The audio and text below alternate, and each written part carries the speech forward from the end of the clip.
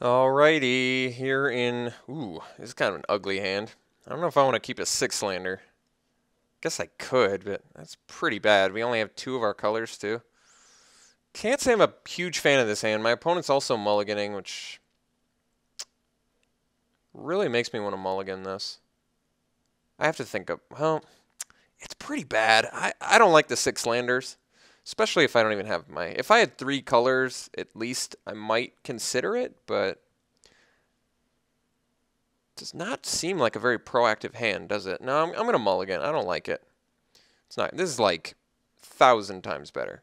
This hand, this 6-card hand is approximately 1,000 times better than my 7-card hand. Even without the turn 1 hate blade.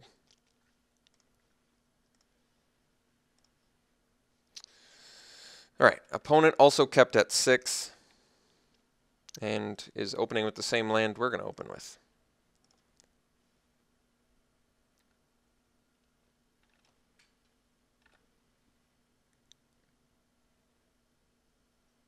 All right, looks like Mardu colors.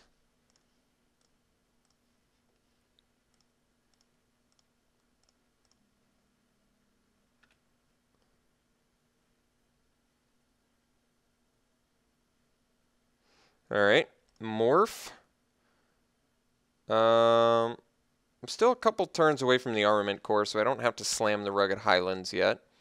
So this is a good opportunity to get the morph out. Let's play a land, attack, play our morph, and pass. I guess I shouldn't have played the land in case he blocks.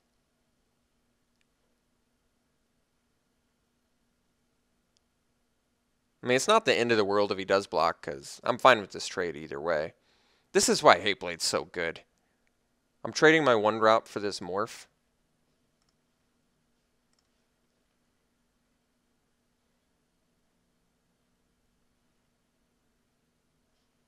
Still seems like a good trade. He gained life, but I'm trading my 1-drop for his 3-drop evasive creature.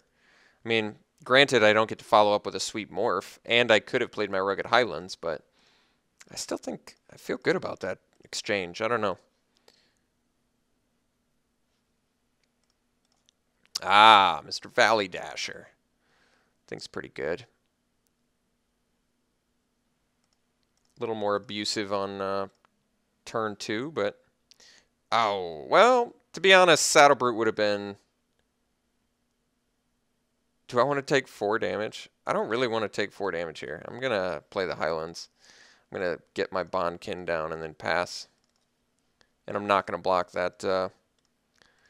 Not blocking Valley Dasher, because I can swing next turn, and if he doesn't want to block, we're good. If he does block, I unmorph. Both of those options seem good.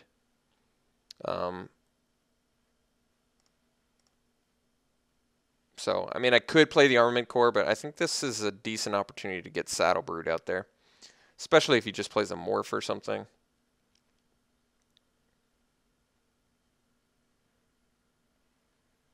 Oh, wow. Okay. Well, I don't mind that. Now we can just do Armament Core and have a big dude. I could also just do the safer play, which is Sagu Archer. Here's why it's a safer play. If he has like a suspension field or something. Basically, the reason that I don't want to play Armament Core is Armament Core works best when you can distribute those counters. So I really want to, you know, distribute those counters. The best part about hardcasting Sagu Archer here is I get to block his Valley Dasher. I don't really care if he kills it, you know, via some crazy trick, because then I get to follow up with something insane anyway. But yes, I think my argument is I think Armament Core is best when you're distributing those counters on things other than itself. Certainly playing a 5-mana 6/6 is very abusive and good, but I think playing a 5-mana 4/4 that pumps 2 other dudes is significantly better.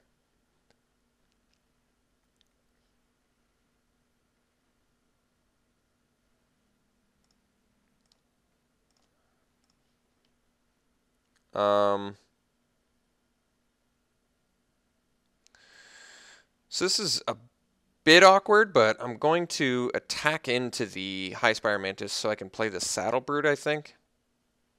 Alternatively, I can play the Armament Core and double pump the Archer, but I do kind of want to get the Saddle Brute down. I guess I don't have to. We're 6 life shorter than him. I think this is a good Saddle Brute turn. That's going to set us up for an Armament Core pumping both of our dudes next turn. Yeah. So it's a bit awkward only because he's going to get to attack us with the High Spire Mantis.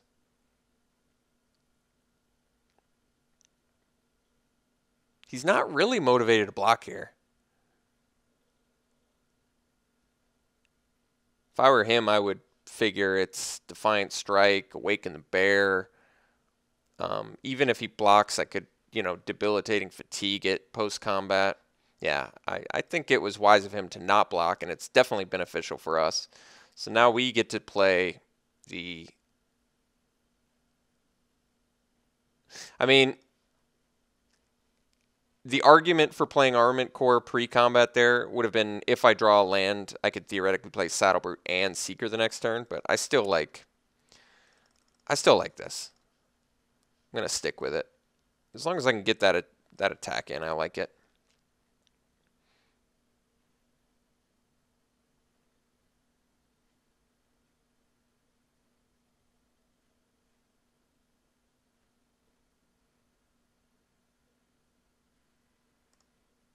All right. No problems here. He is attacking. Okay. Pretty tempted to just throttle the Lurker and swing for 6, but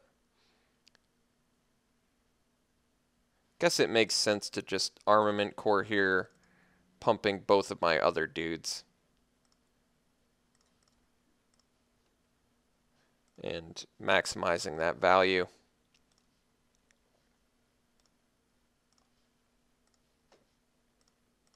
And we're leaving the Archer back here because it blocks both Lurkers and High Spire Mantis, which is going to open me up for an excellent attack next turn with our Throttle.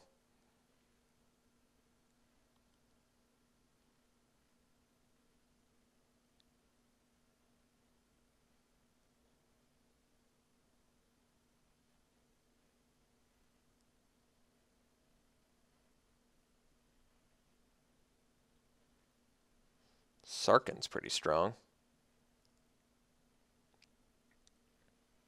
At least I have the blocker for the dragon.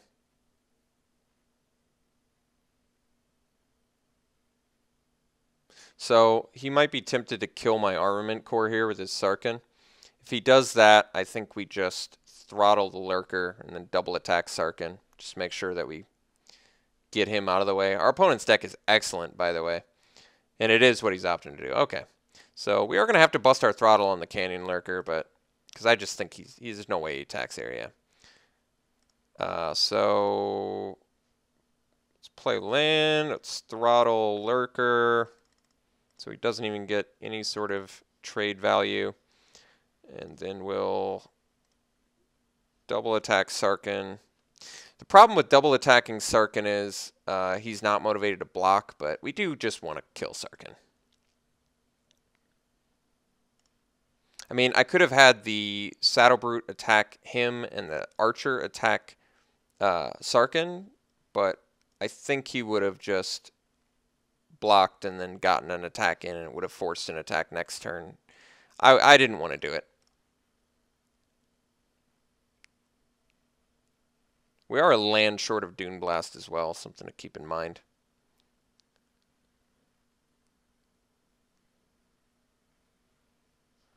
I'm kind of tempted to bring Rakshas's Secret in now.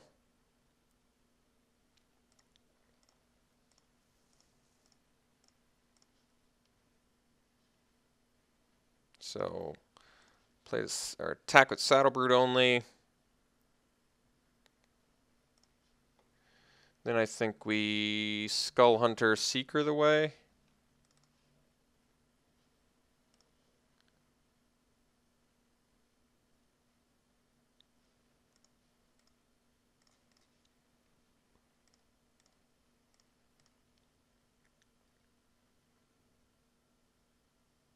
I could have held them for the Dune Blast, but I feel like I'm ahead right now, so I don't need to. I can push the pressure a little bit here. Like, he basically has to leave both of these back, or if he has some insane creature, I guess I could Dune Blast, but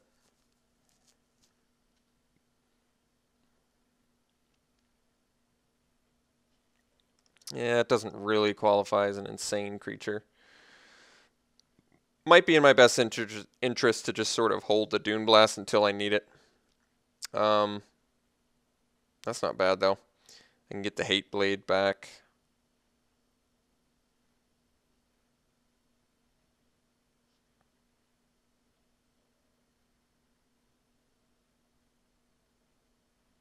Problem is, Saddlebrute can only kill one thing currently. I could attack Archer Saddlebrute, but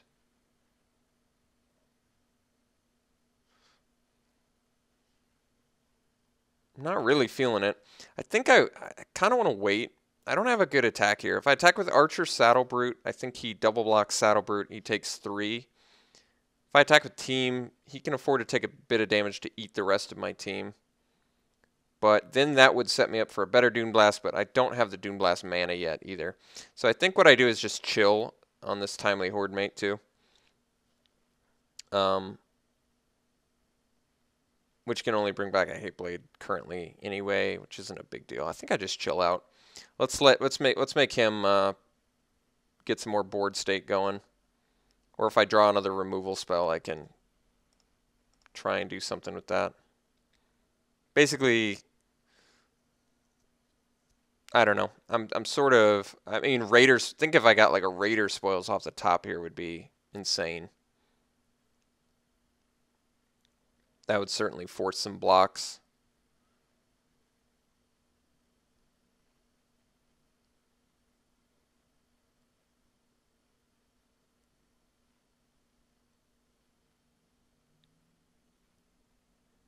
I mean, that's pretty brutal, but I don't think we're dead. I think we are going to have to Dune Blast at this point, though. Fortunately, we're just taking just a ton of damage. So I guess I'll throw the Skull Hunter away. Taking 6. At least he's out of cards in hand. It is nice. Some top deck mode, yeah.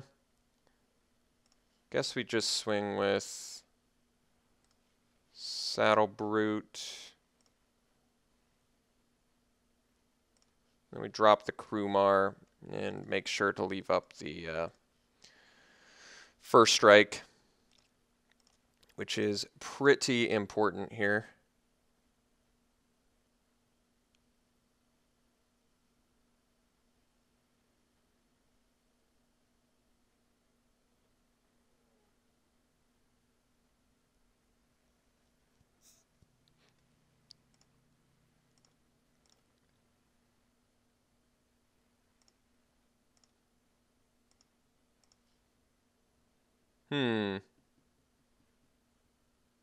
Oh, that's pretty good, yeah. So here we injure the Leaping Master.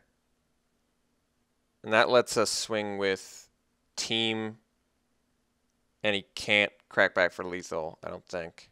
Let me make sure I'm doing this right. So if I Debilitating Injury the Master, this becomes 3/3 first strike, or 3/3 lifelink, and I have a first striker. Swing Team.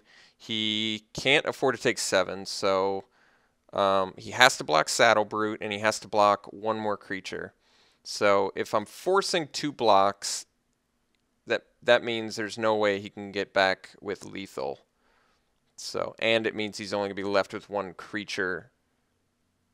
And that's if he takes something. And we're going to be at 9 life. Yeah, this is just the best for sure. This would be very difficult for him to kill us. So like I said, he has to block this, and he has to block 1 more. So this is, I think, the best for us. theoretically, I could play a Horde Mate post-combat if I don't give this first strike too, so that's even better for us.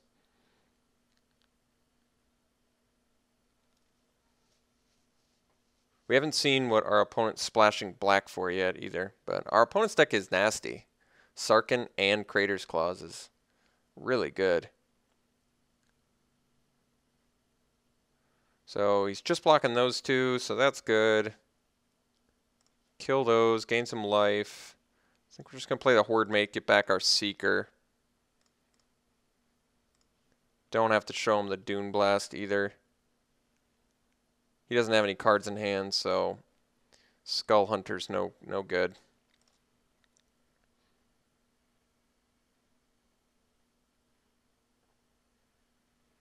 Alright. Well, talked myself through that one. Did cost me a little bit of time, but I'm going to try and stay sharp here and see if I can pull out a victory. This is a tough match. Like I said, Rakshasa Secret becomes a little bit better because he's got such bomby spells. Like Crater's Claws, you're motivated to hold that much longer. Rakshasa Secret might be worth my time. The problem is I don't know what to take out for it. We're already a pretty tight deck because I don't want to lose a creature, really. And all the creatures I have were all pretty useful in that match. Definitely the Sagu Archer was very useful. Maybe the Secret's not necessary. I could play the Secret over the Revelation. That's not terrible. I feel like Revelation is going to be better most of the time. It's also 4-drop, though. I kind of feel like we need the Revelation. We're playing 18 lands, and we could get flooded very easily, so Revelation should hopefully alleviate some of that. But yeah, I think we just stay the same. I don't remember any enchantments from him. I'm not running blue, so I can't really counterspell. Yeah, I think we just do it again.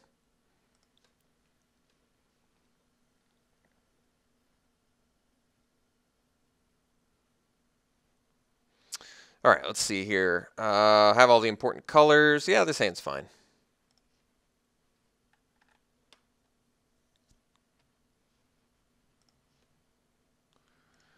It's a little Sagu Archer, not bad. Which one do we morph first? I guess maybe the Witness of the Ages, possibly. Well, now it's which one do we want to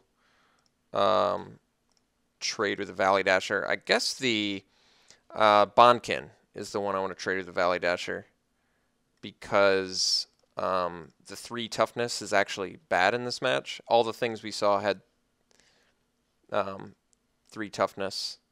Or 3 power, really. So Witness, I feel like, is going to be a little bit better. All right, missing his land drop. That's certainly helpful. Let's get our dude down there.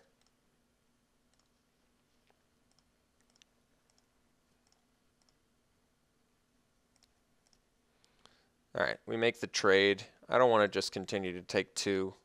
Not when he's got Sarkhan. All right, especially if he's missing his land drop. So now we just do Blossoming Sands Witness. And this is going to be real sick next turn. Because we're going to get Armament Core, double pump our morph. So we'll get 2 4/4s, basically at the cost of, basically with no downside, discernible downside at all.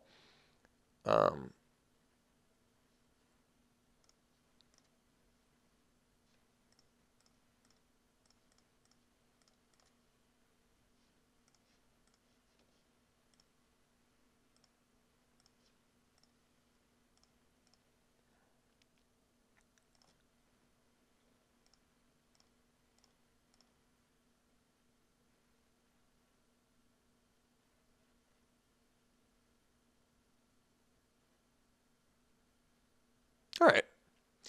I mean, it's pretty good for him, but still in pretty good shape. Basically, what did we trade? We traded a Witness of the Ages. Well, I guess that was actually a pretty good trade for him. But had I done it on my Armament Core, he would have killed that instead, right? So, not that bad. And we get 2 creatures here, which is also pretty good. I guess I do want to keep the illusion. Well, I kind of want to keep the illusion on the Sagu Archer. Because then I can attack with it and he doesn't know what it is. Does that make sense? If he doesn't know what it is, I definitely don't want him to think it's a Sagu Archer. So that's basically all it is.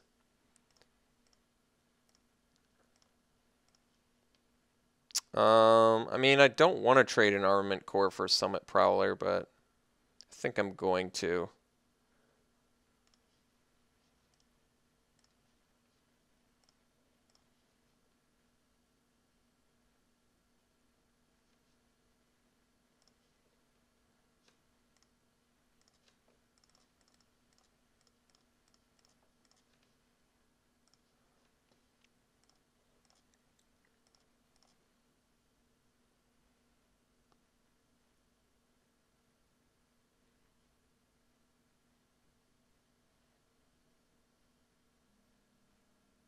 All right. Canyon Lurkers, not super intimidating, especially not after that. Take care of that problem. Nip it right in the bud. Let's get our damage in. Oh. Well, I guess he conceded pretty rapidly there. All right, well, I think he had a pretty amazing deck, so I'm very happy to get a victory out of that one. Yeah, both Sarkin and Crater's Claws are balmy as hell. Those are insane picks to get. And having double High Spire Mantis is pretty impressive, too. So glad we took that one down. I'll see you round 2.